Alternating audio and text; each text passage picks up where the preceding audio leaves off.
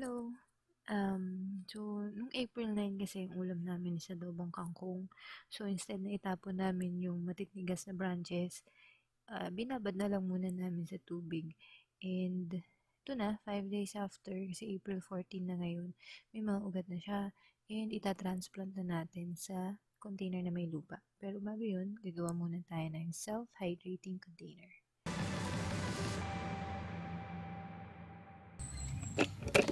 Okay, so gagawa tayo ng self-hydrating container. Gamit ang lumang bote ng Royal. Kasi ito lang yung available sa akin. Okay. Tapos, gagamit tayo ng pliers, long nose, cutter, tsaka depende kung gusto nyo to, pambutas, soldering iron, and GI wire na hindi ko alam kung anong gauge. Okay. So, ang idea kasi is, set aside ko muna. So, una pala sa lahat, kailangan mong hatiin yung bote ng Royal.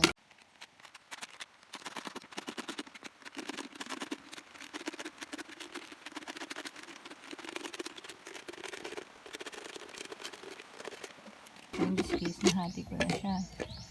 Okay. So, ang idea is nakaganyan na. Dapat ang itsura niya. Wherein, may tubig dito. Tapos dito yung lupa na portion. Okay. So, para mangyari yun, kailangan hindi siya lumulubog. Okay. Para mangyari yun, kailangan lagyan ko ng hook na nakasabit dito. So, okay. Kaya kailangan ko ng GI wire. Set aside ko muna to. Nagawa ko ng hook and bubutasan ko. Yung container is bubutasan ko dito. So, 4 dapat. Yan. So, tadyameter lang gagamitin ko. Pero 4. Dapat balance. And this one, dapat meron dito butas. Okay, so butasan na natin. Ako lang pala magbubutas. Yun. So, may butas na. Hindi ko lang kung nakikita nyo. Yan. Binutasan ko rin ng konting pang drain. Pag sobrang dami ng tubig. Okay. Okay, so pumutol na ako ng GI wire. So, ito yung gagamitin ko pang hook. So, ang idea is, bend ko magkabilaan in opposite direction. So, kuya lang tayo ng plies. So, itong plies na to, sa tito ko to. Kasi wala naman akong pag-aari dito. Okay. Na-struggle at mahina ang pulso. So, malaki siya. Puters. Ha! Aray.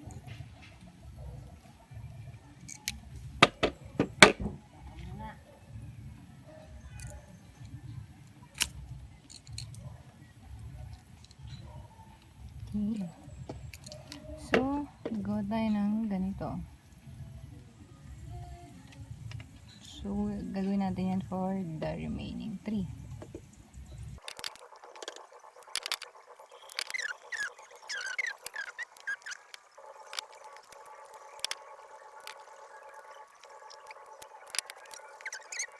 Okay, so tapos na yung 4. Okay.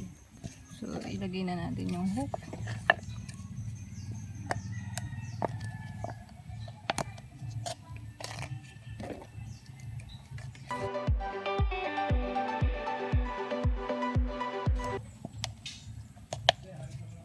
Ayan. Kita nyo, may butas rin dito kasi may ilalagay tayong tela dyan.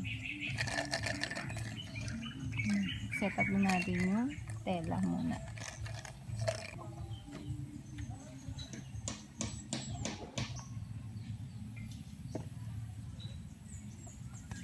Yan. So, kailangan natin na magbuhol ng konti kasi ito yung magiging stopper.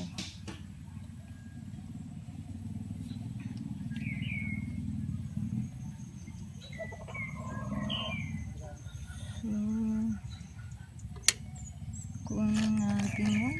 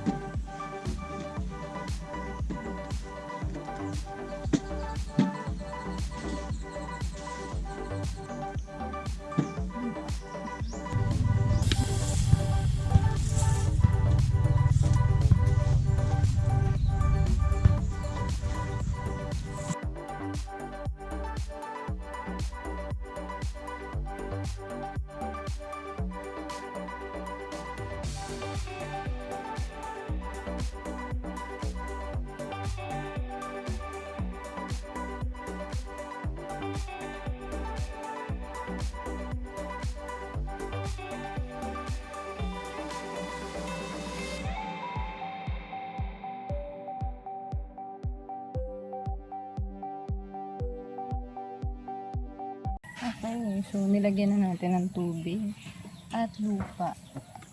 So, tataniman na natin ng kangkong.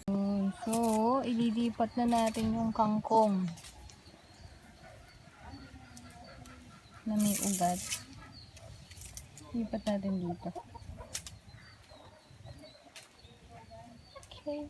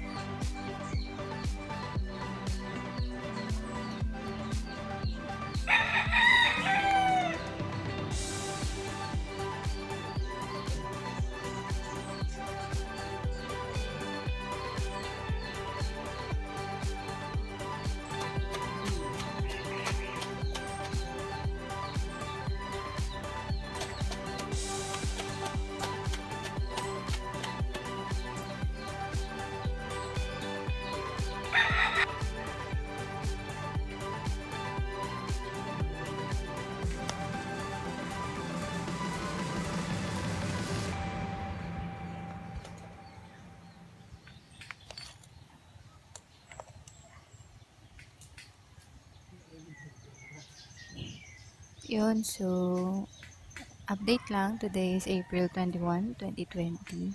So nakikita naman natin na yung mga kangkong natin may bagong sumibol na dahon. Kaya lang, yung iba rin nating container, konti lang yung lupa kasi isang araw natapon kasi. So, dinagdagan ko siya. Sa next video clip, makikita nyo, meron ng nakadagdag na lupa na may halong dinurog na eggshell. So, abangan natin. So, titingnan ko to kung magiging successful, kung magiging maganda yung harvest, maganda yung tubo, kung masarap bang gulayin. So, yun lang. Mag-update na lang ako and mag-upload ulit ako ng video kapag i-harvest na. So, yun lang. Thank you for watching. Bye!